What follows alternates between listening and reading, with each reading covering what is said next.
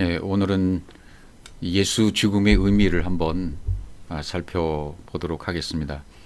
우리가 성경에서 표현된 표현을 살펴보면 예수라는 이름이 있고 예수 그리스도, 그리스도 예수 또는 우리 주 예수 그리스도 이렇게 다양한 방법으로 표현이 되어 있는데 사실은 성경 원문에서는 그리스토스, 그리스도로 다 통합이 되어지지만 부분적으로 예수의 의미가 뭐고 그리스도의 의미가 뭐고 또 예수가 앞에 있을 때 또 예수가 뒤로 갔을 때 또 우리 주 예수로도 함께 쓰일 때 이런 여러 가지 변화무쌍한 이런 우리 번역상의 표현들을 볼 수 있는데요.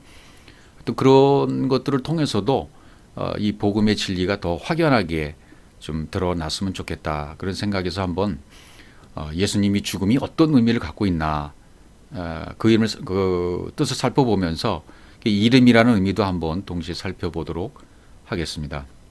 그러니까 성경에서 예수께서 이르시되라고 말씀하실 때 말씀이 육신이 되어 오신 그분이 이 땅에서 말씀하시는 겁니다. 이 땅에 오셨을 때 당시에 예수라는 이름이 너무나 다양하게 쓰였던 많은 예수들이 있었지 않겠습니까?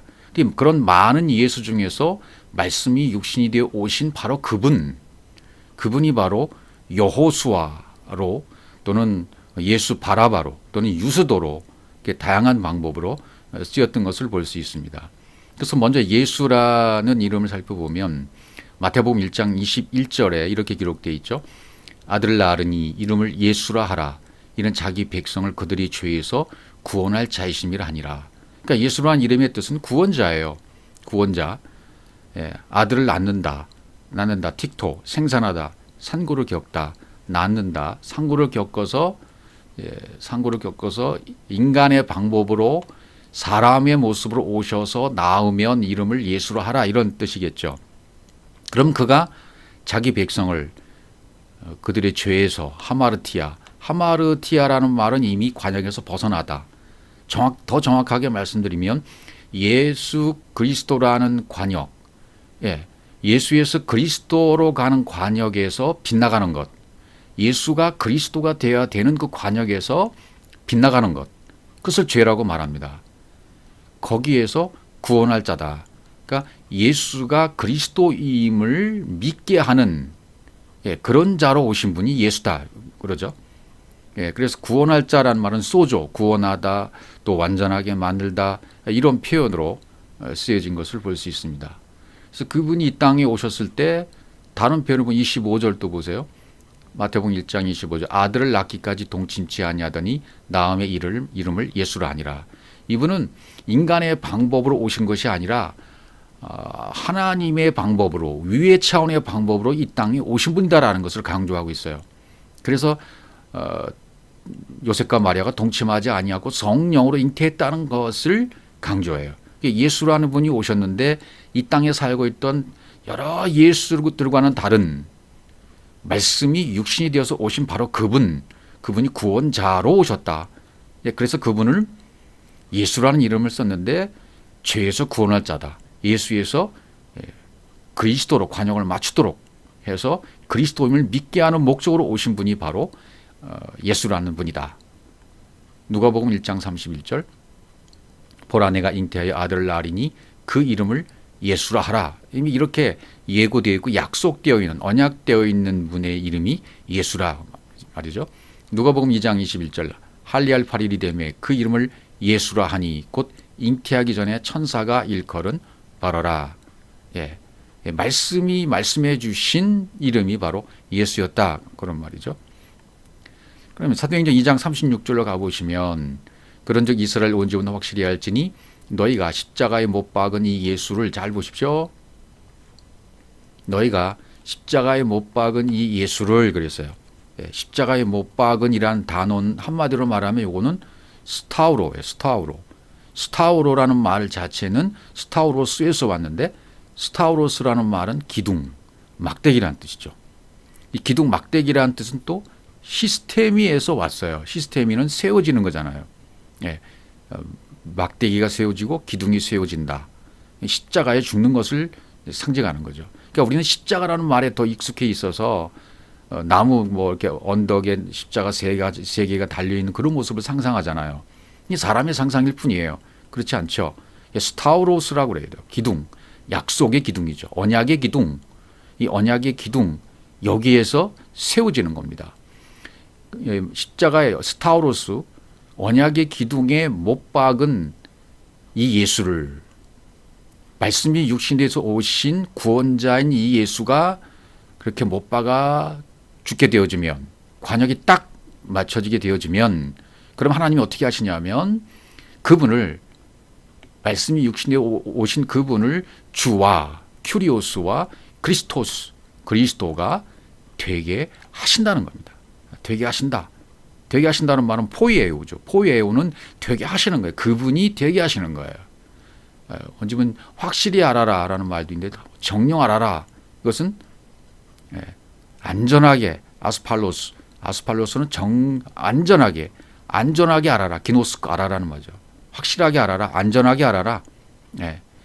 그럼 주는 키리오스, 주인이지 않습니까? 주인. 그다음에 크리스토스는 기름 부음 받은 자. 기름 부음 받은 자가 그리스도란 뜻이죠. 그럼 기름 부음 받은 뭐예요? 영이죠. 성령. 그러니까 그리스도가 곧 영이신 성령이단 말이죠. 십자가에 못 박아 예수가 죽게 되어지면 그분은 영이 되시는 거죠. 육으로는 우리 속에 들어올 수 없어요. 그러니까 영이신 그분이 우리 속에 들어와 영으로 사시는 거죠. 그래서 일단은 예수께서 이르시되라는 예수라는 단어가 있고, 그 다음에 사도행전 2장 38절로 가보시면 예수 그리스도가 나오죠. 베드로가 이르되 너희가 회개하여 각각 예수 그리스도 이름으로, 여기 보면 예수, 그 다음에 그리스도, 예수와 그리스도가 같이 나왔어요. 그래서 예수가 앞에 있는 거죠. 예수 그리스도의 이름으로 침례를 받고라는 얘기는 뭡니까? 예수 그리스도의 이름으로 침례를 받고라는 얘기는 첫 번째 침례, 물침례를 얘기하는 것이죠. 물침례. 그러니까 예수가 앞에 있을 때는 반드시 물침례를 먼저 받아야 돼요. 그래서 물침례를 받고 나중에 성령의 선물로 받아서 성령의 침례가 이루어지면 예수는 뒤로 가는 거예요. 그리스도 예수가 된다고 말이죠. 바뀌는 거죠. 지금 예수가 앞에 있다는 얘기는 육체의 예수가 내 속에, 그러니까 내 속에 육체의 예수가 더 활발하게 활동하고 있고 주인되어 있다는 의미가 내포되어 있는 것입니다. 예수 그리스도의 이름으로 먼저 물침례를 받아야 돼요. 그때는 예수 그리스도예요. 그 다음에 성령 침례까지 받게 되어지면 예수는 뒤로 간다. 그리스도가 앞으로 와야 돼요. 그리스도가 앞으로 온다는 얘기는 육체가 주관했던 나에게 있어서 이제는 영이신 그리스도가 주관하고 그리스도의 머리가 얹혀지면 그리스도의 생각으로 살게 된다. 다시 말하면 내 육체의 모든 생각, 육체의 가치관, 내 몸에 생생하게 익숙했던 방법들이 다 죽어지고 이제는 영의 방법이 주관하는 방법으로 살게 되어진다는 겁니다. 이것이 실제가 되어야 돼요. 내 삶 가운데에서. 그러니까 내 삶 가운데에서 내 몸에 익숙했던 방법들이 이제는 죽어지면 예수는 뒤로 가는 거예요. 실제가 그게 되어지면, 물침례와 성령 침례를 받게 되어지면 정말 이제는 나의 삶 가운데 있어서 내게 익숙했던 방법, 나는 이거 아니면 안 돼라고 바라보고 살아갔던 그 방법들이 다 죽어지고 그것은 다 뒤로 가는 거예요. 이제 없어지는 것입니다. 그러니까 예수가 완전히 없어지면 그때는 뭐만 남아요? 그때는 그리스도만 남는 거죠. 그리스도만 남게 된단 말이죠. 그래서 예수 그리스도라는 걸 더 살펴보면 로마서 10장 9절, 내가 만일 내 입으로 예수를 주로 시인하며, 여기 예수를 주로 시인하는 것은 어떻게 해서 시인하게 될 수 있습니까? 스타우로스에서, 언약의 기둥에서 죽은 것을 내 자신이 스타우로스에서 언약의 기둥에서 죽은 거예요. 그래서 시스템이 세워진 거예요. 그러면 그 예수를 주로 시인하게 된단 말이죠. 또 하나님께서 그를 죽은 자 가운데에서 살리신 것을 내 마음에 믿으면 구원을 받으리라. 그렇게 되어 있죠. 그러니까 내 입으로 십자가에 못 박은 예수를 주로 시인하면, 시인한다는 말은 뭡니까? 호몰로게오. 시인한다는 말은 호몰로게오죠. 호몰로게오라는 말은 뭐냐면 동일한 말씀. 호몰로게오, 계약하다, 인정하다, 고백이 만들어지다. 그렇게 해서 결국 내 입에도 동일한 그분의 말씀으로 세워진 자가 신이라는 자입니다. 또 하나님께서 그를 죽은 자 가운데, 여기 죽은 자는 네크로스죠. 예, 죽은 자 네크로스, 죽은 자 가운데에서 살리신 것을 내 마음에 믿으면, 에게이로 하신 것을, 이렇게 세우신 것을 마음에 믿으면 구원을 받으리라, 이렇게 돼 있죠. 그러니까 믿는다는 말이 뭡니까? 피스티오, 피스티스가 피스티오가 된 거죠. 예, 피스티오의 믿음으로 된 거예요. 그러면 구원을 받게 되는 것이다, 이렇게 얘기해요. 이것을, 이 관계를 가장 잘 설명해 준 부분이 갈라디아서 2장 16절에 나옵니다. 여기 갈라디아 2장 16절 보시면, 사람이 의롭게 되는 것은 율법의 행위로 말미암음이 아니요 오직, 여기 이제 다 나옵니다. 오직 예수 그리스도를 믿음으로 말미암은 줄 알므로. 먼저 뭐가 나와요? 예수가 앞에 있는 그리스도, 예수 그리스도를 믿음으로, 예수 그리스도를 믿음으로 말미암은 줄 알므로. 의롭게 되는 것은, 내가 의야, 짜티키가 되는 건, 디카요 시내가 된다는 것은 율법 행위로는 안 되고 오직 예수 그리스도를 믿음으로 말미암은 줄 안다. 먼저 앞에 온 예수가 앞에 왔죠. 예수가 앞에 와서 반드시 이 예수가 관역이 되어서 죽어서 그리스도로 세워지는, 그것을 믿는 피스토가 되었을 때 의롭게 된다. 그렇게 되면 우리도 어떻게 돼요? 그리스도 예수를 믿는 자가 된다는 거죠. 그렇게 되면은 예수가 뒤로 와요. 예수가 관역이 되어져서 완전히 언약의 성취로 죽어지면, 그러면 예수가 뒤로 가고 그리스도가 앞으로 와요. 그럼 그리스도 예수를 믿는 것이 되어져요. 예, 이는 율법의 행위로서 아니고 그 다음에 뭐가 나와요? 그리스도가 나오는 거죠. 앞에는 예수 그리스도, 언약의 기둥에서 못 박아 죽으신 그 분을 내가 믿는 피스토가 되어지면 예수는 뒤로 가요. 그리스도가 예수가 되어져요. 그러면 나를 완전히 주관하시는 분은 그리스도가 내 머리에 얹혀져서 그리스도로 살고 그리스도로 생각하고 그리스도로 세워지는 모든 삶이 되어지는 것입니다. 나의 가치관, 나의 생각, 나의 모난 부분, 모든 것들이 다 죽어지고 그분과 함께 십자가에서 처리가 되어졌기 때문에 내 것은 없어진 것입니다. 그럼 뭐만 남습니까? 그리스도만 남아요. 이 그리스도를 믿는 믿음으로 말미암아 의롭다함을 얻는 것입니다. 예, 오직 그리스도만 남아요. 결국은 예수나 예수 그리스도나 그리스도 예수나 또 뒤에 나올 우리 주 예수 그리스도나 전부 하나만 원문에는 있어요. 크리스토스예요. 기름 부음 받은 자 크리스토스. 이 그리스도를 믿음으로써 의롭다함을 얻는다. 예, 다 떨어져 나가고, 왜? 이제는 물침례, 성령 침례가 되어짐으로 말미암아 그리스도가 내 머리에 얹혀졌으면 내 주인 되었던, 내가 나의 주인 되었던 내 머리는 잘려져 나가고 없어져 버리고 삭제돼 버리고, 오직 영이신 그분이, 주인이신 그분이, 주이신 그분이 내 머리로 얹혀진 그것이 믿음으로 되어진 그리스도를 믿는 믿음. 예, 그것이 바로 믿음입니다.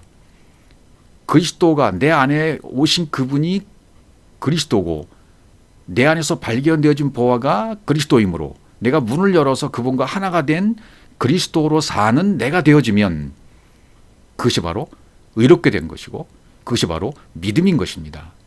이것을 갈라디아서 말하고 그다음에 2장 20절로 가보시면 어떻게 돼요? 그래서 바울은 어떻게 고백해요? 여기 내가 그리스도와라고 고백하는데 내가 그리스도와 함께 십자가에 못 박혔나니 그러잖아요. 여긴 예수도 아니고 예수 그리스도 아니고 그리스도 예수도 아니에요. 내가 그리스도와 함께 십자가에 못 박혔다. 그렇게 되었습니다. 스타우로스에서 언약의 기둥에서 그분과 함께, 영이신 그분과 내가 함께 십자가에 못 박혀 죽었다는 고백을 바울이 하고 있는 것입니다. 그러면 이제 완전히 나는 영적인 존재가 되어서 영이신 그리스도와 같은 하나가 된 상태에서 이 고백을 하고 있다는 것을 우리는 눈치채고 알 수 있는 거죠. 그래서 그 다음에 뭐라고 나옵니까? 이제는 내가 사는 것이 아니요. 그렇죠. 이제는 고집 세고 습관이 세고 내가 생리에 맞게 살던 방법, 내가 고집했던 내 스타일, 내 방법대로 내 철학대로 살던 모든 것들이 다 없어지고 삭제되어지고 내가 사는 것이 아닙니다. 이제는 이것이 실제가 되어야 돼요, 여러분. 내가 사는 것이 아닙니다. 그분이 사는 것입니다. 이 고백이 말로만 되는 것이 아니라 실제로 내 삶 가운데 모든 판단, 생각, 기준, 삶, 행동, 철학, 지식, 사고방식, 부모관계, 부자관계, 모든 인간관계에 있어서 살아가는 모습이 이제는 나는 없어져요. 그래서 나는 바보가 되는 거예요.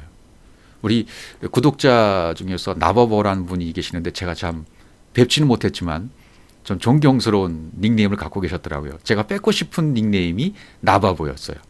제가 이 진리를 깨닫고 보니까 나는 완전히 바보인 거예요. 나는 아무것도 없는 거예요. 이제는 내가 사는 것이 아니라 내 안에 그분이 사시잖아요. 그래서 나는 바보처럼 사는 게 맞아요. 나는 바보처럼 살았군요. 그게 맞는 것 같습니다. 내가 바보가 되는 게 맞아요. 그러면 내가 바보가 되었다는 얘기는 내 방법으로 살지 않는다는 얘기고 그분의 방법으로 사는 자가 되었다는 거예요. 그러니 내가 바보라는 고백이 얼마나 좋은 고백입니까? 그러면 내 똑똑으로 사는 것이 아니라 그분이 직접 살아주시기 때문에 그분의 사고방식, 그분의 사고체계, 그분의 생활 방식으로 내가 살아가는 모습이 되니까 이제는 정말 내가 사는 것이 아니에요. 이 모든 것이 여러분의 실제로 사는 삶이 되시기를 주의 이름으로 축복합니다.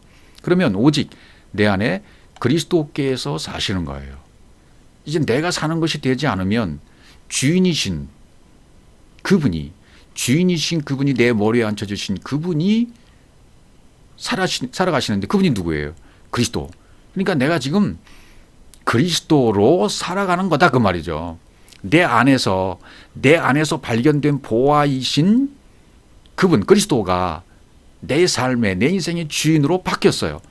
영이신 그분이 내 인생의 주인이 되었어요. 그럼 나는 뭐가 되었다는 얘기입니까? 그리스도가 되었다는 얘기죠. 놀라운 진리 아닙니까? 내가 그리스도가 되었다. 그래서 여호와가 되기 위하여라는 구절을 살펴봤잖아요. 신명기에서도 레 전치사를 제가 설명하면서 레메켑의 전치사를 제가 설명드리면서 하나님이 되기 위하여 내가 하나님이 되게 하기 위하여 거짓 것을 고백을 하게 했다. 참을 알게 하기 위해서. 그러니까 내가 참 아들, 내가 그리스도 하나님이 되게 하기 위해서 하나님은 열심으로 일하시는 것입니다. 그래서 결국 내가 이제는 육체 가운데 사는 것은 어떻게 살아요? 나를 사랑하사 나를 위해 자기 자신을 버리신 하나님의 아들을 믿는 믿음 안에서 사는 것이다. 하나님의 아들을 안는 믿음 안, 그게 뭡니까? 그리스도 안에서 사는 거죠. 그리스도로 사는 것이죠. 이 고백이 이루어져 있어야 돼요. 그러면 이제는 그리스도 예수가 되어져서 그리스도만 남는 사람이 되어지는 거죠. 그래서 로마서 6장 3절 무릇 그리스도 예수와 합하여, 그러니까 바울은 여기서도 로마서에서는 무릇 그리스도 예수와 합하여, 그리스도가 앞에 나왔잖아요. 예수가 뒤로 갔잖아요. 이제는 십자가에서 처리가 됐다면 스타로 했어요. 언약의 기둥에서 그 약속의 그분과 함께 죽은 자가 되었다면, 함께 침례를 받았다면 그의 죽으심과 합하여 침례 받은 줄 알지 못해. 이게 다 이루어졌다는 거예요. 그래서 예수가 뒤로 갔어요. 그러므로 로마서 6장 4절 우리가 그의 죽으심과 합하여 침례를 받음으로 그와 함께 장사되었나니, 끝장난 겁니다. 장사된 겁니다. 완전히 끝난 겁니다. 그래서 이는 아버지 영광으로 말미암아 그리스도를 죽은 자 가운데서 살리신 것 같이 우리도 또한 새 생명 가운데 행하게 하렵니다. 그리스도를 죽은 자 가운데 살리신 것 같이 우리도, 나도 또한 살려주셨다, 세워주셨다는 겁니다. 이 얼마나 큰 은혜인지 몰라요. 그래서 갈라디아 5장 24절에 보시면 그리스도 예수의 사람들은 하고 그리스도가 앞에 남았죠. 예수가 뒤로 갔죠. 이건 처리가 된 겁니다. 그리스도가 앞에 나왔어요. 예수가 뒤로 떨어졌어요. 언약의 기둥에서 죽은 자가 되었다는 겁니다. 그런 사람들은 어떻게 됐어요? 육체와 함께 그 정욕과 탐심을 십자가에 못 박은 자가 되었다는 겁니다. 육신의 정욕, 생각, 탐심 속에서 나온, 우리 마음에서 나온 부패한 것들, 이 모든 것들이 다 처리가 되었다라고 갈라디아서 말하고 있는 것입니다. 그다음에 로마서 13장 14절로 가보시면 그렇게 되어지면 이제 그리스도 예수가 되었다가 이제 그리스도만 딱 떨어져 남잖아요.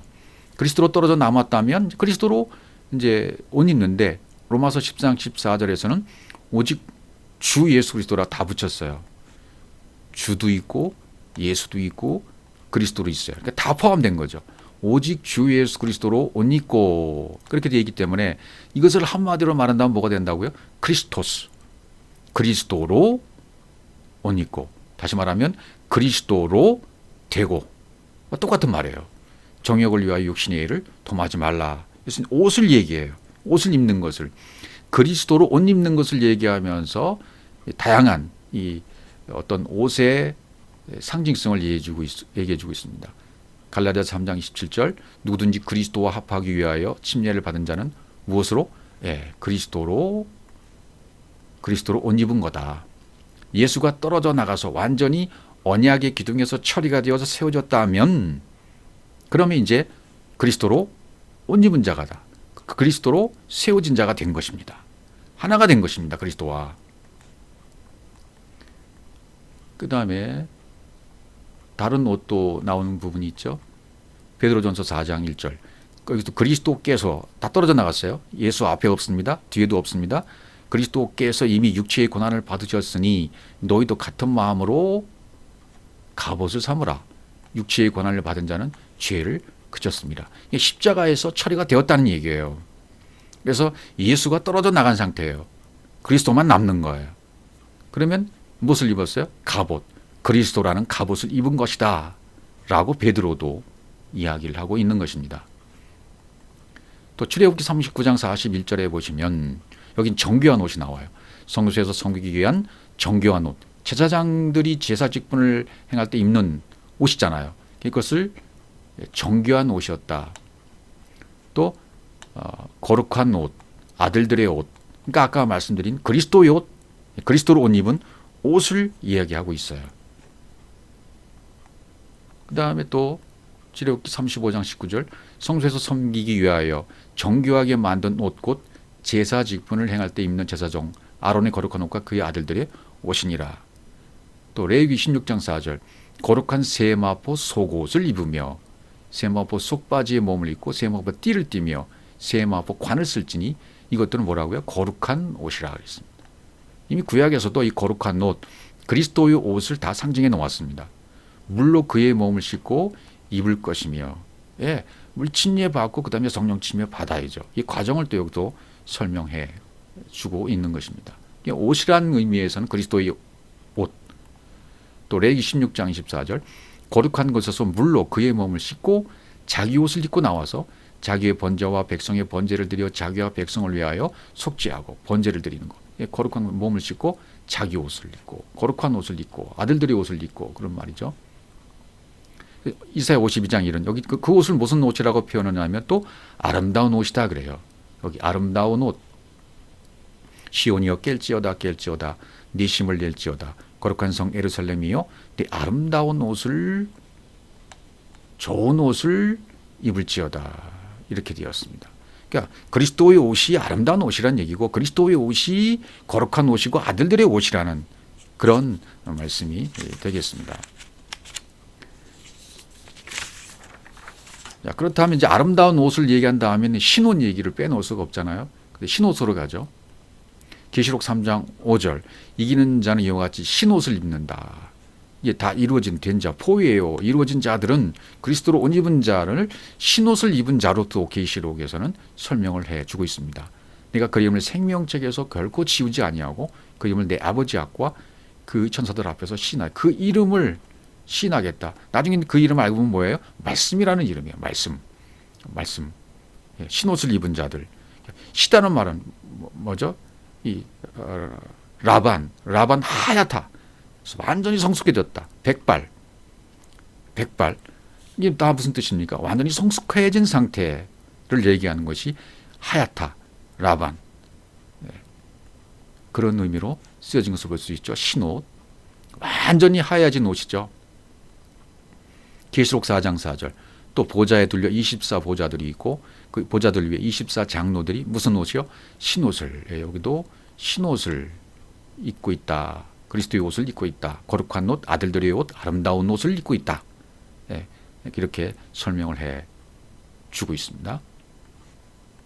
또 계시록 7장 13절에도 장로 중 하나가 응답하여 나에게 이르되 이 흰옷 입은 자들이 누구며 또 어디서 왔느냐 하리니 역시 흰옷으로 설명. 완전히 빨래하는 자들이 그렇게 할 수 없는 하얀 옷. 예, 변화산성에서 변화할 때 하얀 옷. 그런 상태입니다. 예, 그런 옷을 입었다. 또 골로새서 2장 12절로 가보면요.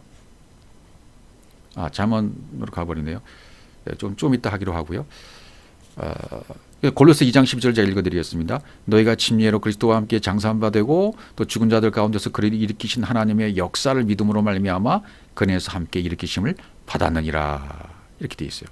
너희 침례로 그리스도와 함께 장사되었다. 그리스도와 함께 장사되면 그리스도의 옷을 입은 자로 그리스도만 남아요. 그 다음에 이제 우리 주 예수 그리스도에 관한 사항을 할 때 이제 태초에부터 설명을 해 나가는 거죠. 우리 주 예수 그리스도를 한마디로 말하면 그냥 크리스토스 그 얘기를 하는 거예요. 잠언 8장 20절 보시면 여호와께서 그 조화의 시작, 이 시작이란 말이 우리가 창세기 1장 1절에서 배웠던 레시트예요. 베레시트라고 시작하잖아요. 베레시트 정정 첫 단어가 베레시트인데 배전치사가 앞에 붙은 거죠. 아내라는 배전치사. 네. 그다음에 시작이라는 말은 그러니까 베레시트에 대한 어떤 것은 이제 조금 우리가 공부를 했으니까 조화의 시작 그랬으니까 조화는 데레크예요. 데레크는 길이죠. 레시트 시작. 곧 여호와께서 태초에 일하기 전에 나를 가지셨으며 이것은 뭐 그리스도를 설명하는 것이기도 하지만 예수 그리스도 예수를 설명하는 것이기도 하지만 나에 대한 말씀도 역시 되고 있는 부분으로 보시면 되겠습니다. 태초에 여기 태초에란 말은 또 리레시트가 아니고요. 케뎀이라는 단어를 썼어요. 케뎀. 이건 동쪽 반대쪽이잖아요. 일하시기 전 사역하시기 전 사역하는 반대 때 그때 시작의 때 벌써 나를 가지셨다.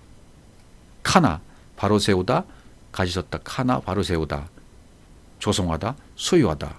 그러니까 베레시트의 목적이 뭐라고 했습니까? 창조예요. 창조. 바랍니다. 바로 성전으로 시작하는 하나님. 성전으로 시작하셔서 하나님이 나를 창조하시는 것이 목적인 겁니다.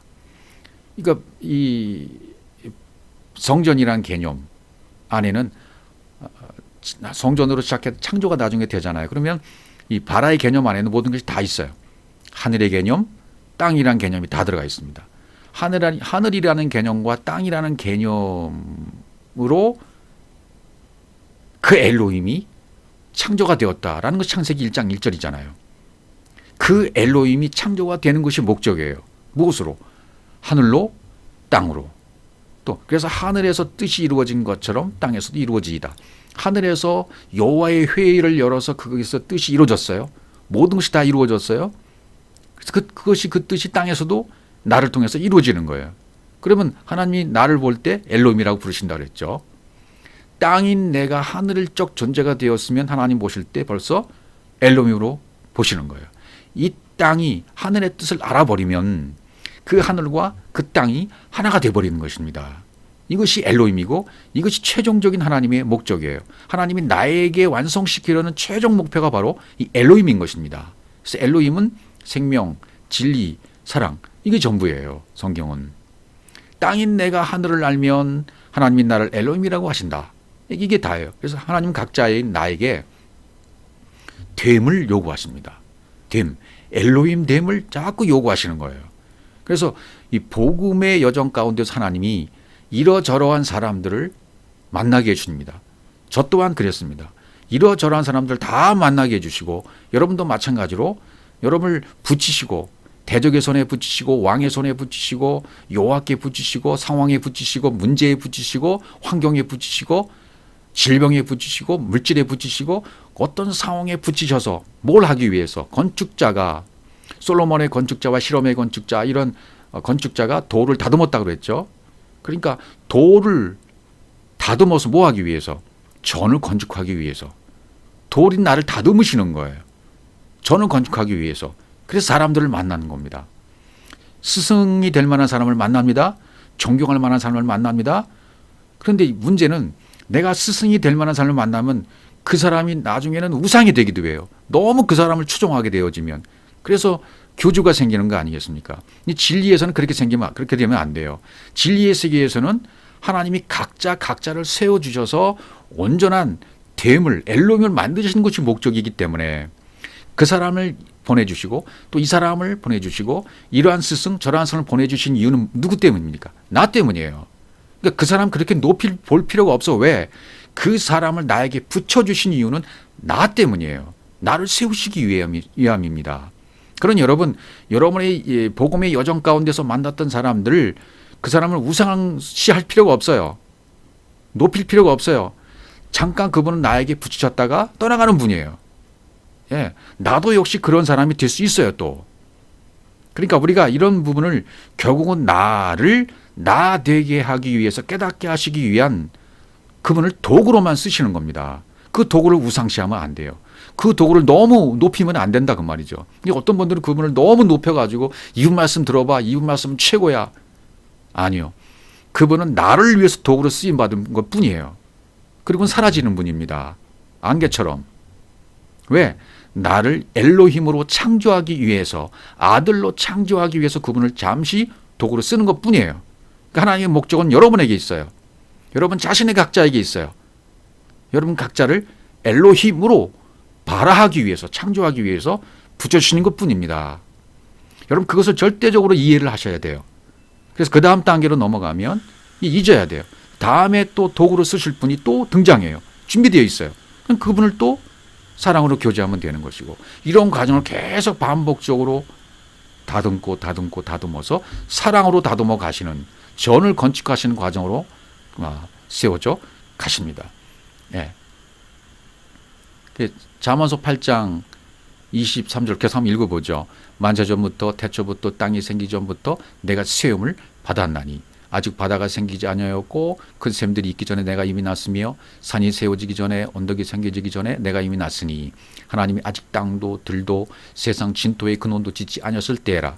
그가 하늘을 지으시며 궁창을 해면에 두르실 때 내가 거기 있었고 그가 위로 구름 하늘을 견고하게 하시며 바다의 샘들을 힘있게 하시며 바다의 한계를 정하여 물이 명령을 거스르지 못하게 하시며 또 땅의 기초를 정하실 때에 내가 그 곁에 있어서 뭐가요? 창조자. 내가 그 곁에 있어서 창조자가 되어 날마다 그의 기뻐하신 바가 되었으며 항상 그 앞에서 즐거워했다 그랬습니다. 예, 이 30절에서 하신 말씀 잘 보십시오. 내가 그 곁에 있어서, 그 단어가 뭐냐 하면 에첼이라는 단어, 그 곁에 있어서 에첼이라는 단어는 결합하다는 뜻이에요. 예, 내가 창조주 하나님과 결합되어 있는 상태가 되어 있기 때문에 나도 역시 창조주라는 얘기가 되는 거죠. 예, 창조주가 되어 아몬, 공교한 건축가가 되어 공교한 건축자라는 존재가 되었다는 거예요. 여기 창조주는 아몬이라는 단어가 쓰였습니다. 공교한 건축가. 예, 그래서 기뻐하신 바가 되었으며 하야 존재가 되었다. 예, 항상 그 앞에서 즐거워했으며 사고 웃다, 기뻐하다, 즐거워했다. 그러니까 여러분 이 복음이 내 안에 들어오면 복음 진리가 되어져서 그리스도만 남게 되어지면 내가 그분과 결합되어져서 창조자의 역할을 할 뿐만 아니라 그렇게 되어지면 주님과 함께 노는 자가 되는 거예요. 주님과 함께 노는 자가 되어야 돼요. 이것을 잘 알아야 됩니다. 주님과 함께 논다는 얘기는 복음 사역의 여정에서 계속적인 역할을 내가 감당한다는 뜻이고, 예, 그 뜻을 감당함으로 말미암아 또 다른 복음 사역자들을 세우고 또 다른 창조주를 세워간다는 말이 될 것입니다. 사람이 거처할 땅에서 즐거워하며 그랬죠. 거처할 땅에서. 예, 그것은 테벨, 지구, 땅, 인자들을 기뻐하였다. 잠언 31장을 계속 보죠. 사람이 거처할 땅에서 즐거워. 사람이 거처할 땅이란 이제 지구라는 뜻. 거처할 땅에서, 지구, 땅에서 즐거워하며 인자들을 기뻐했다. 인자, 아담벤입니다. 아담벤, 인자들. 우리가 모두 아담벤이죠. 우리가 다 아담벤. 예, 기뻐했다. 그래서 32절로 가보시면 아들들아 이제 나와요. 아들들아 이제 내게 들으라. 벤, 아들들아. 아들이 된 벤들, 아들 복수죠. 아들들아 이제 내게 들으라. 샤마 잘 들으라는 얘기죠. 샤마란 말은 귀를 기울이고 들으라는 거예요. 내 도는 뭐예요? 데레크 길 여정 복음의 여정을 지키는 자는 복이 있다. 샤마라는 자는 보존하는 자는 그 데레크 그 길로 복음의 여정의 길로 울타리를 친 자는 그런 뜻이죠. 울타리를 친 자는 복이 있다. 지킨다는 말보다는 울타리를 친다. 보존한다. 그런 뜻으로 보시면 좋겠습니다. 그런 자가 복이 있나니 복이 있다. 에세르 복이 있다. 신약으로 말하면 마카리오스 산상순에서 팔복을 말씀하실 때 복이 있느니라라고 시작했던 8가지 복 그와 같은 복입니다. 자, 그래서 우리는 예수 그리스도 우리 주 예수 그리스도 이렇게 한번 단편적인 것이지만 한번 살펴보았고요. 그 다음 글에 보면 우리 주 예수 그리스도죠. 그러므로 우리가 믿음으로 의롭다 하심 받았으니 여긴 우리 주 예수 그리스도로 말미암아 하나님과 화평을 누리자 그랬어요. 다 나왔죠. 우리 주 예수 그리스도 한마디로 말하면 크리스토스라고 그랬죠. 통합적으로 레시트 조화의 시작 태초에 일하기 전에 나를 가지신 그분이 내 안에서 역사해서 나도 역시 창조주로 에첼 결합한 그분과 여호와와 결합한 창조주로 되게 하기 위한 그 방법으로 하나님은 계속 일하신다. 그다음 다음 구절 로마서 5장 에베소 1장 2절 하나님 우리 아버지와 주 예수 그리스도로부터 은혜와 평강이 너에게 있을지어다. 동일한 말 여기 주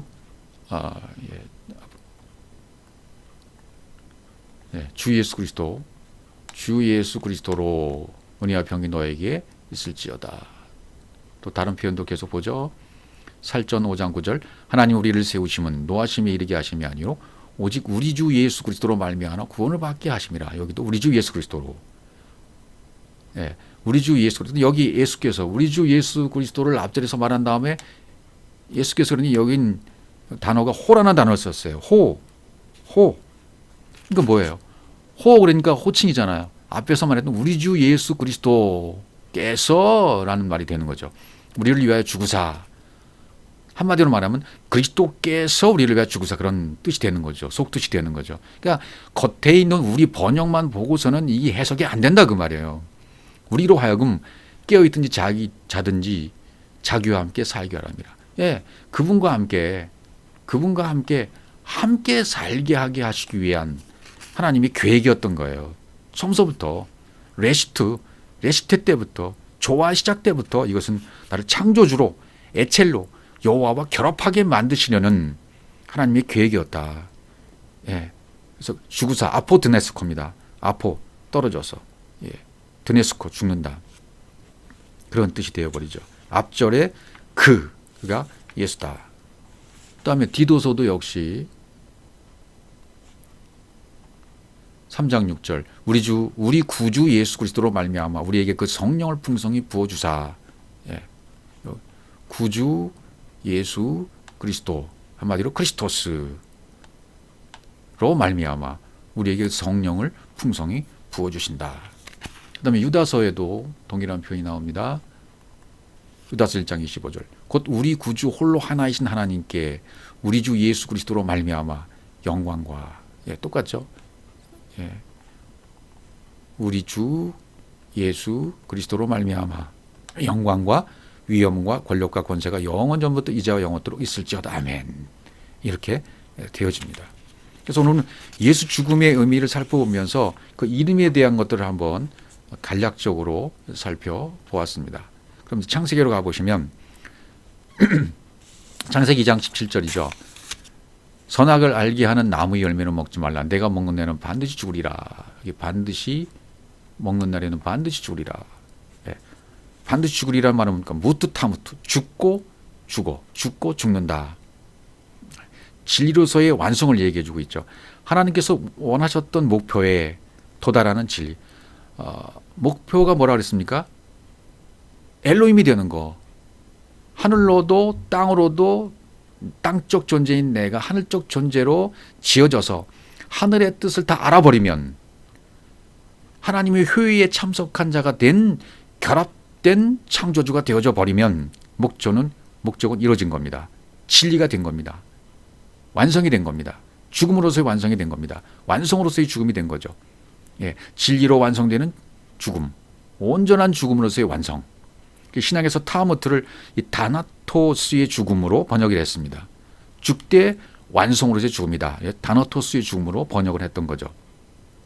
영혼에 이르게 하는 진리로의 죽음. 무트 타무트입니다. 첫 번째 약속이 죽음이에요. 죽음은 좋은 거죠. 먼저 우리가 죄를 깨닫습니다. 진리를 듣게 되면 죄를 깨닫습니까? 죄가 뭔지를 알아야 돼요. 목표에서 빗나갔구나. 예수를 그리스도로 맞춰야 되는데 못 맞췄어요. 그럼 그것을 깨달았어요.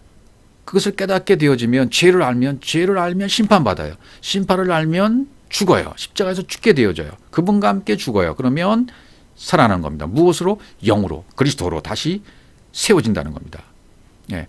이렇게 죽으면 살려. 이렇게 죽으면 사는 거야 라고 이제는 생명이야 라고 순종의 죽음을 말씀하시고 거룩한 죽음을 말씀하시고 진리가 된 완성으로서의 죽음을 계속 여기서부터 말씀해 주고 계시는 것입니다. 이렇게 되면 어떻게 돼요? 내 것은 완전히 없어지고 죽어지고 아버지 것으로 내가 되어지는 거죠. 아버지 것. 그러니까 아버지는 내 안에 거함으로 아버지의 것이 다 내 것이 되는 거죠. 역사적인 것은 사라져야 돼요. 예수는 흔적도 없이 사라져야 돼요. 눈에 보이는 것은 버려야 됩니다. 예.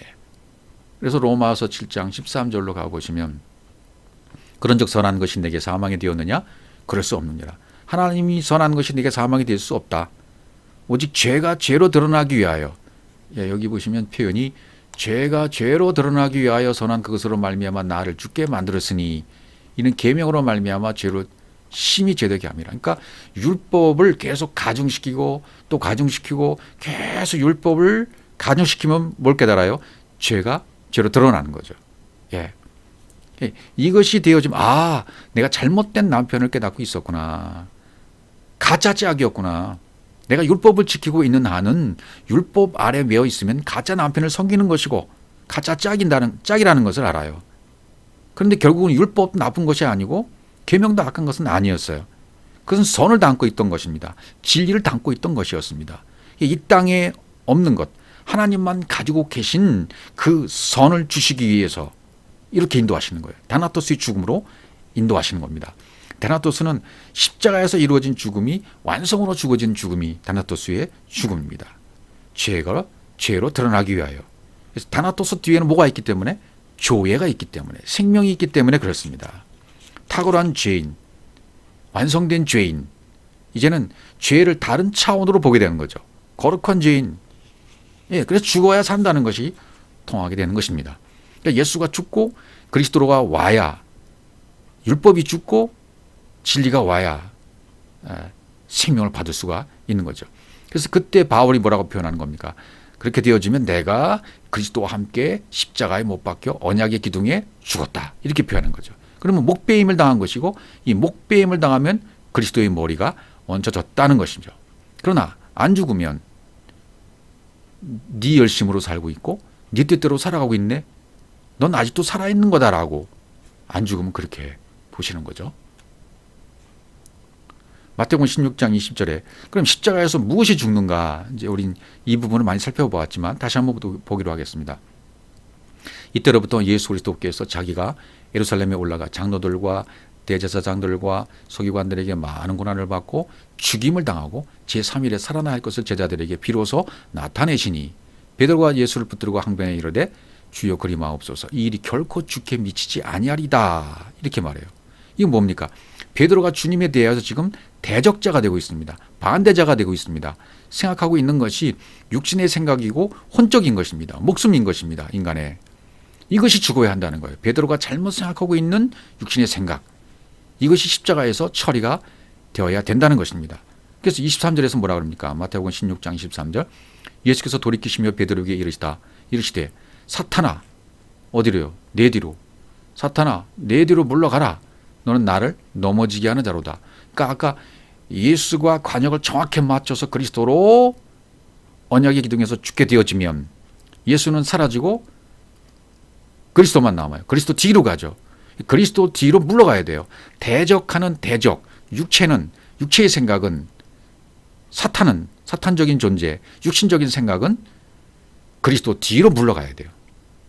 뒤로 가는 겁니다. 그래서 네가 하나님의 일을 생각하지 아니하고 도리어 사람의 일을 생각하노다. 이것이 대적자 사탄인 거예요.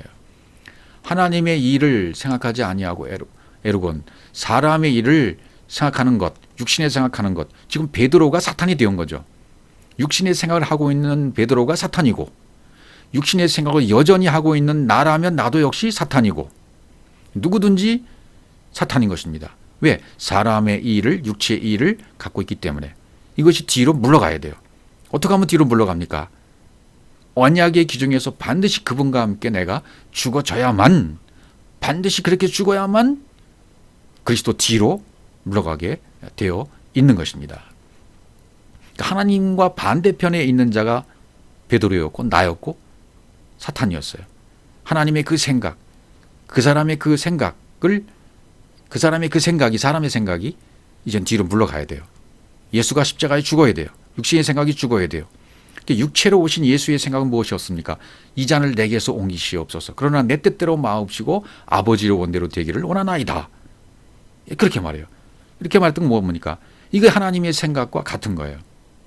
그러니까 베드로가 생각했던 것은 바로 육체의 생각이었죠. 내가 십자가에서 죽으러 간다. 이제 죽어야 되라고 가르치니까 아니 되옵니다. 그러고 말하지 않습니까? 이게 사탄적인 생각이었다. 예. 율법적, 표면적인 이것은 전부 죽어야 돼. 이것을 요구하고 계시는 거죠. 예. 근데 자꾸만 그렇게 얘기하면 이걸 자꾸 지키려고 그래요.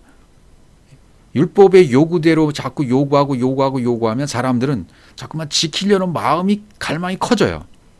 이 사람의 생각이 그렇죠. 사람의 생각은 자꾸 욕망과 갈망이 커지게 돼 있어요. 율법의 기능을 깨닫지 못하고 계속 지키려만 한다면 그게 안 죽고 있는 상태예요. 육신의 생각이 계속 갖고 있기 때문에 계속 지키려만 하고 있는 것이고 율법 아래에 매여 있고 율법의 기능을 제대로 깨닫지 못했기 때문에 그것은 아직도 죽지 못한 상태가 되는 거다. 율법을 지키려고 하면 계속 죄인이 되어 있는 상태예요. 근데 우리가 이제는 처음에는 이 진리를 듣고 있을 때 조금씩 깨달아가면 나는 이 율법의 말씀, 하나님의 말씀 절대로 못 지킵니다. 주님이 오셔서 해주세요. 이렇게 깨닫고 고백하면 주님이 해주시는 거예요. 이렇게 고백하는 순간부터는 더 이상 육신에 있지 않고 이미 죽은 상태로 가고 있는 거죠. 그러니까 나는 아무것도 아닙니다. 난 티클입니다. 헤벨입니다. 난 백지 상태입니다. 아무것도 모르는 자입니다. 난 아까 말씀드렸던 바보입니다.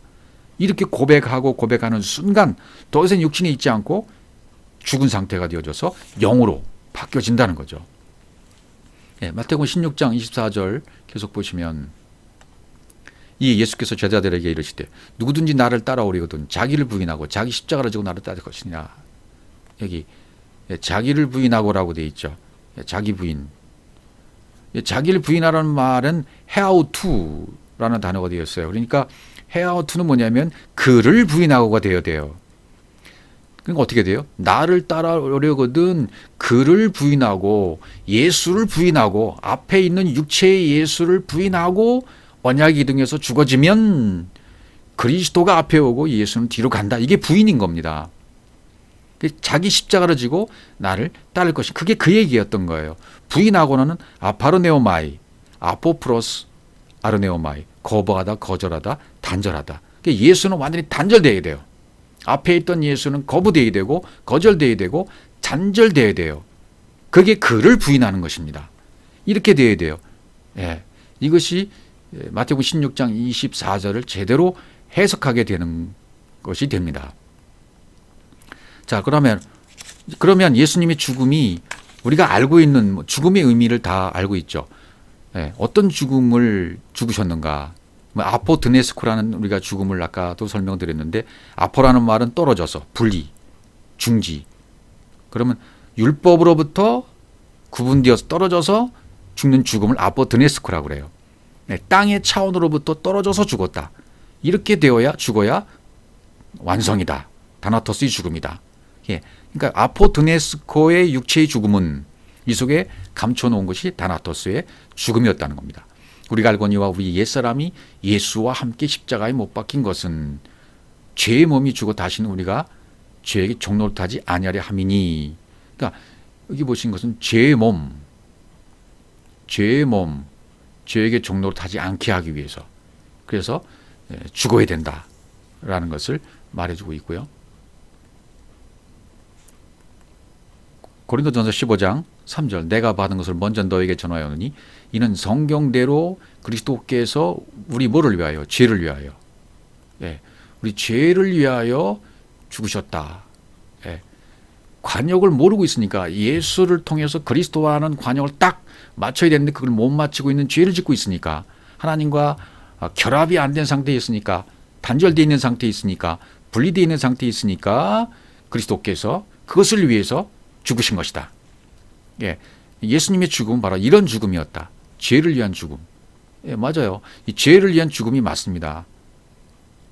그러나 더 중요한 것은 나아가야죠. 점점.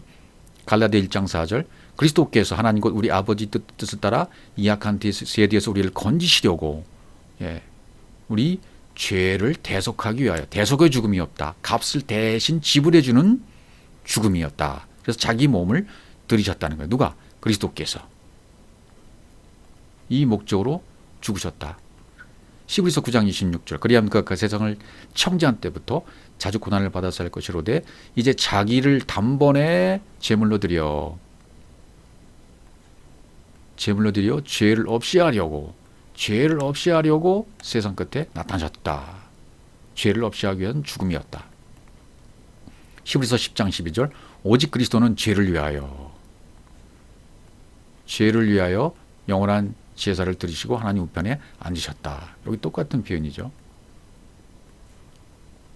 베드로전서 2장 24절 친히 나무에 달려 그 몸으로 우리 죄를 담당하셨으니 여기도 우리 죄를 담당하셨으니 죄에 대하여 죽고 의에 대하여 살게 하셨습니다. 그가 채찍에 맞으면 너희는 나음을 얻었나니. 베드로전서 3장 18절 그리스도께서도 단번에 죄를 위하여 죽으사 의인으로서 불의한 자를 대신하셨으니 이는 우리를 하나님 앞으로 인도하려 하심이라. 육체로는 죽임을 당하시고 영으로는 살리심을 받으셨으니.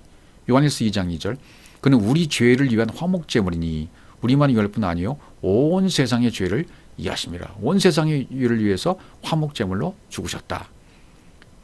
요한일서 3장 5절입니다. 그가 우리 죄를 없애려고 나타나신 것을 너희가 아나니 그에게는 죄가 없느니라. 죄를 없애려고. 요한일서 4장 10절 사랑은 여기 있으니 우리가 하나님을 사랑한 것이 아니요 하나님이 우리를 사랑하사 우리 죄를 속하기 위하여 화목제물로 그 아들을 보내셨다. 다 맞는 말씀이죠. 그 다음에는 이제 그러니까 지금까지 설명드린 구절들은 왜 죽으셨습니까? 예수의 죽음의 의미는 죄를 위하여 대속제물로 모든 사람이 죄를 위하여 죽으셨다. 두 번째는 율법에 대한 죽음이다. 로마서 7장 4절 그러므로 내 형제들아 너희도 그리스도의 몸으로 말미암아 율법에 대하여 죽임을 당했다. 율법에 대한 죽음이었다. 첫 번째는 죄에 대한 죽음이었고 두 번째는 율법에 대한 죽음이었다. 이것을 설명해 주고 있습니다. 죽임을 당했다. 여기 다나토라고 되어 있어요. 다른이 곧 헤테로스 다른이 헤테로스 곧 죽은 자 가운데에서 살아나신 이에게 가서 그리스도에게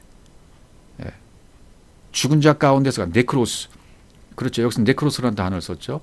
죽은 자 가운데서 네크로스 그런 육치 죽음 가운데 살아나시면 영이신 그리스도가 되는 거니까 그럼 다나토니스의 죽음이 이루어지는 것이니까 우리가 하나님을 위하여 열매를 맺게 하려 함이라 그렇게 되어 있습니다.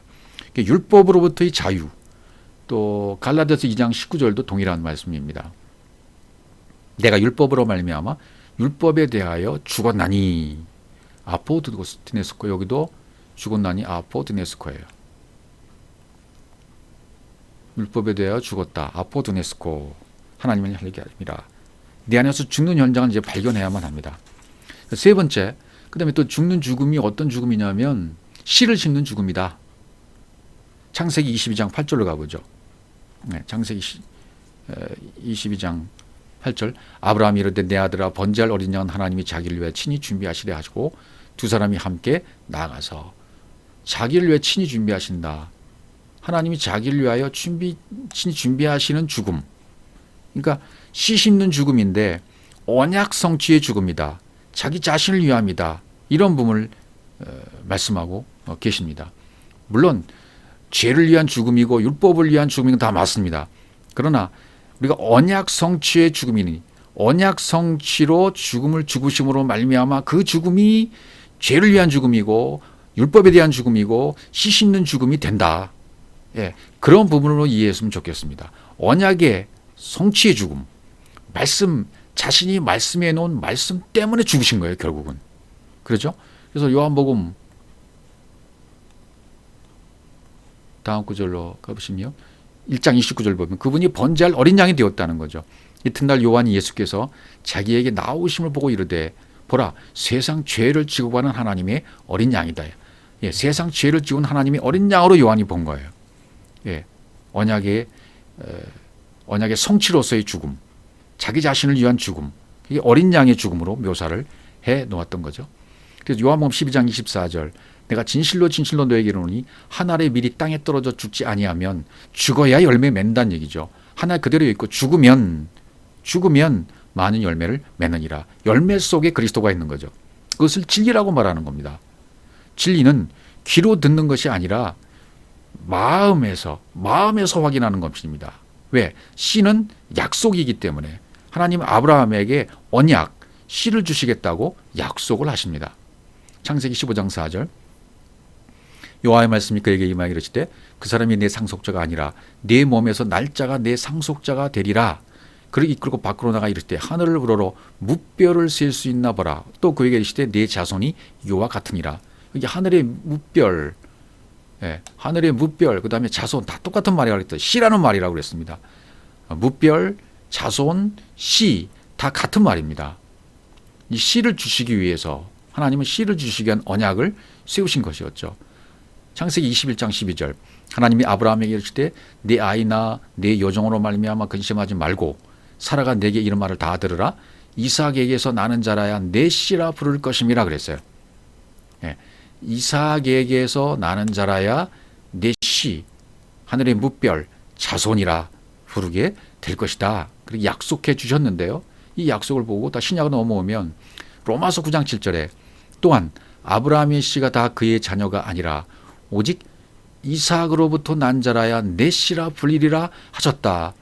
언약하신 언약을 말씀하면서 이 또 사도 바울도 이 말을 하고 있는 거예요.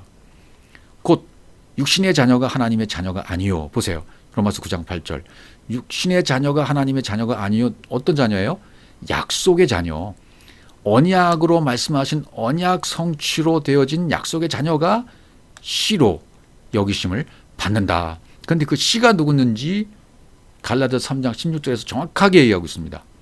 이 약속들은 아브라함과 그 자손에게 말씀하신 것인데 여럿을 가르쳐 그 자손들이라 하지 아니하시고 오직 한 사람을 가리켜 내 자손이라 하셨으니 누구요?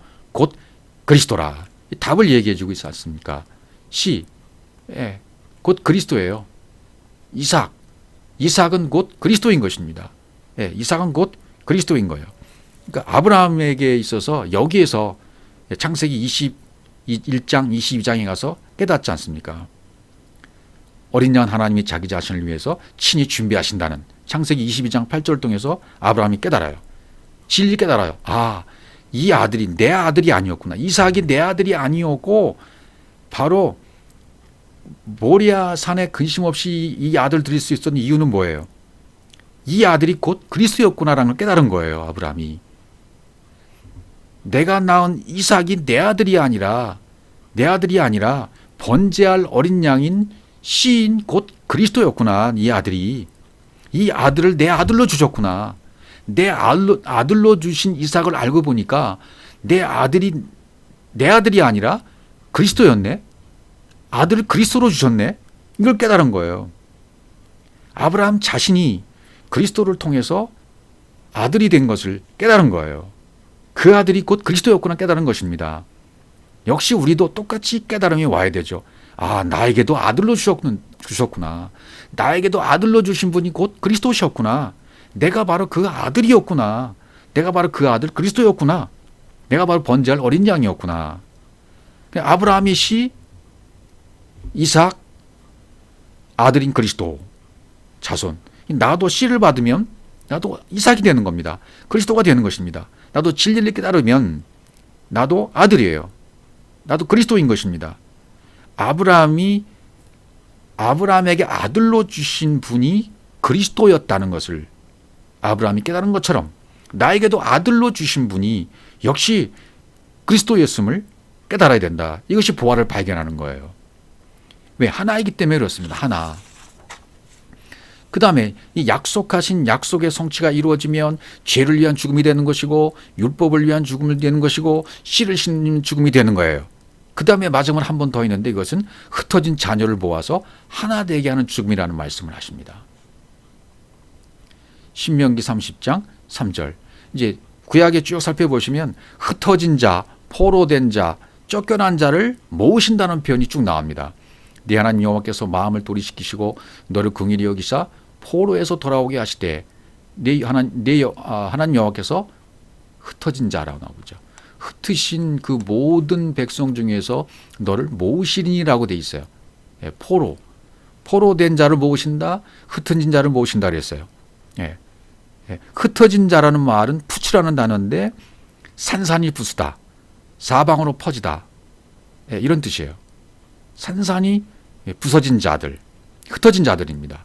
예, 남은 자들입니다. 결국 구원하기 위해서 흩으신 사람들입니다. 구원하시기 위해서 포로로 보낸 자들입니다. 구원하시기 위해서 쫓겨난 자들입니다. 예, 그들을 모으시겠다. 모은다는 말은 카바츠. 카바츠란 단어는 붙잡다, 모으다, 쌓다.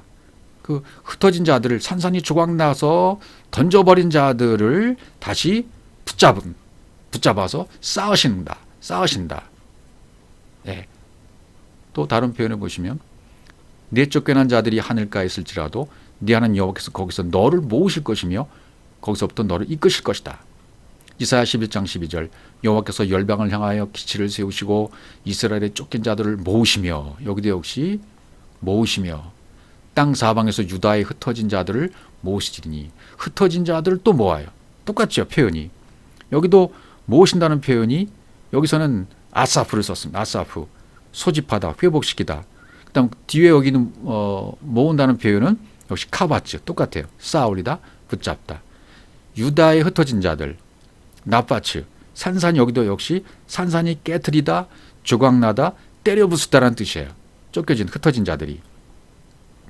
하나님이 구원하시는 방법을 보면 완전히 산산이 부서뜨리시고 흩어버리시고 포로로 만드시고 쫓김을 당하게 하시고 망하게 만드시고 오갈 데 없이 만들어 버리심으로 말미암아 완전히 내 생각의 포로에서 벗어나게 만들어진 자들을, 그들 다시 모으시는 것입니다.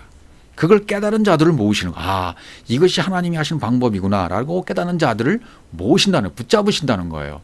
그래서 세우시려고요. 이사야 56장 8절도 이스라엘 쫓겨난 자를 모으시는, 역시 모으시는, 예, 여기도 모으신다, 카바츠, 똑같아요. 여호와가 말하니 내가 이미 모든 백성 위에 또 모아 그에게 속하게 하리라. 모아서 어떻게? 속하게, 포함되게. 이사야 66장 18절. 내가 그들의 행위와 사상을 아노라. 때가 이르면 문나라와 언어가 다른 민족들을 모으리니. 문나라와 언어가 다른 민족들을 모은 이유는 뭐냐면 그들이 와서 나의 영광을 볼 것이며. 에스겔 28장 25절. 주 여호와께서 이같이 말씀하셨느니라. 내가 여러 민족 가운데 흩어져 있는, 역시 흩어져 있는 이스라엘 족속을 모으고 그들로 말미암아 여러 나라의 눈앞에서 내 거룩함을 나타낼 때 그들이 고국 땅 내 종 야곱에게 준 땅에서 거주할지라. 이런 목적 때문에 흩어진 자들을 모으신다는 것입니다. 산산이 조각난 자들을, 완전히 율법을 버려버린 자들을 붙잡으신다. 에레미야 29장 14절입니다. 이것은 여호와의 말씀이니라. 나는 너희들을 만날 것이며 너희를 포로된 중에서 다시 돌아오게 하되, 다시 돌아오게 한다는 슈브라는 단어죠. 슈브, 회복시키다, 구원하다, 돌이키게 하다, 여러 가지 고치다, 이런 뜻을 있잖아요. 내가 쫓아 보내었던 나라들과 모든 곳에서 모아 사로잡혀 떠났던 그곳으로 돌아오게 하리라. 역시 슈브, 이것은 여호와의 말씀이라. 예, 돌아오게 한다, 슈브하게 하신다. 모아서, 흩어진 자들을 모아서 돌아오게 하신다. 31장 10절. 이방들이여 너희는 여호와의 말씀을 듣고 먼 섬에 전파에 이르기를 이스라엘을 흩으신 자가 그를 모으시고, 보세요. 이스라엘을 흩으신 자가 그를 모으시고 목자가 그 양떼에게 한 같이 그를 지키시겠다, 보존하시겠다. 우리도 똑같습니다. 나를 흩으신 자가 나를 다시 붙잡아서 모으시고 목자가 양떼를 모으시는 것처럼 그를 지키신다. 보존해 주신다라고 약속하신 것입니다. 스바냐 3장 20절 내가 그때에 너희를 이끌고 그때에 너희를 모을지라 내가 너희 목전에서 너희의 사로잡힘을 돌이킬 때에 너희에게 천하 만민 가운데서 명성과 칭찬을 얻게 하리라 여호와의 말이니라. 전부 이렇게 되어 있어요. 흩으신 자, 없애버리고 키질버린 자들, 없애버린 자를 다시 모으신다. 너희를 이끌고, 여기 이끌고라는 단어는 보라는 단어예요. 보. 완전히 야다해서 하나가 된, 결합된 상태로 들어간 들어가 버린 거예요. 내가 그리스도 안으로. 그때 너희를 모을지라. 이게 모은 상태가 되는 것이죠. 다른 구들 또 신약에 와온 표현들을 보시면요. 요한복음 11장 50절 대제사장 가야바가 한 말입니다. 예수님 때문에 왈가불가 말이 많을 때 이 사람이 이렇게 말합니다. 한 사람이 백성을 위하여 죽어서 온 민족이 망하지 않게 되는 것이 너에게 유익한 줄을 생각하지 아니하였는도다 하였으니 이 말을 이 사람이 스스로 한 말이 아니라고 그래요. 성경은 한 사람이 백성을 위하여 죽어서 온 민족이 망하지 않게 되는 것. 이게 예수의 죽음을 말하는 거잖아요. 예수 그리스도의 죽으심, 다나토스의 죽음, 유익한 줄을 생각하지 않는도다 이렇게 얘기해요. 그러니까 여기서도 죽음이라는 것은 아포드네스코라는 단어가 쓰여서 아포드네스코. 그다음에 51절 가보시면요. 이 말은 보세요. 스스로 함이 아니요 그의 대제사장이므로 예수께서 그 민족을 위하시고 또 그 민족만 위할 뿐 아니라 여기 흩어진 하나님의 자녀들을 모아 이렇게 되어 있어요. 흩어진 여기 신약의 흩어진이라는 단어는 디아스콜피조 여기는 낭비라는 뜻을 쓰였습니다. 낭비. 우리가 계속 허비하고 낭비해야 될 것이 무엇입니까? 진리가 계속 들어오면 율법을 계속 허비하고 율법을 계속 낭비해요. 다 팔아버릴 때까지 날려버려야 돼요. 이게 흩어진 거예요. 구약에서는 카바츠라는 단어가 쓰였잖아요. 신약에서는 디아스콜피조. 그러니까 의미는 같은 거예요. 완전히 흩어진 상태. 그것은 뭡니까? 산산조각난 상태예요. 내 안에 있는 율법이 산산조각난 상태. 육체의 모든 육신의 생각들이 산산조각난 상태. 그런 상태에 있는 자들을 모아 하나가 되게 하기 위하여. 그러니까 여기도 하나님의 자녀를 모아 하나가 되게 하여 죽으실 거를 아포드네스코 하실 것을 미리 말씀하셨다 그 말이에요. 그러니까 예수님의 죽음 무슨 죽음이에요? 흩어진 자녀를 모아서 하나가 되는 죽음이었다는 거예요. 언약 성취의 죽음이 우선이었지만 언약 성취의 죽음을 죽게 되어지면 죄를 위한 죽음이 되는 것이고 율법을 없이 하는 죽음이 된 것이고 씨 씹는 죽음이 된 것이고 자녀들을 모아서 하나가 되는 죽음이 된 것이다. 이렇게 설명하면 가장 적합한 설명이 될 것입니다. 그래서 결국은 예수님이 요한복음 17장에서 하신 말씀 산상수훈과 짝이 되는 예수님이 하신 기도의 내용입니다. 아버지요. 아버지께서 내 안에 내가 아버지 안에 이게 하나 된 상태예요. 네가 내가 없어요. 누가 누군지 모르는 상태예요. 하나가 된 겁니다. 에하드가 된 상태예요. 헤이스가 된 상태예요. 구약에는 에하드, 신약에는 헤이스. 딱 하나, 오직 하나 그 상태. 우리가 다 이렇게 된 것처럼 영으로 성부, 성자, 성령 세 위격이 되신 분들은 다 하나잖아요.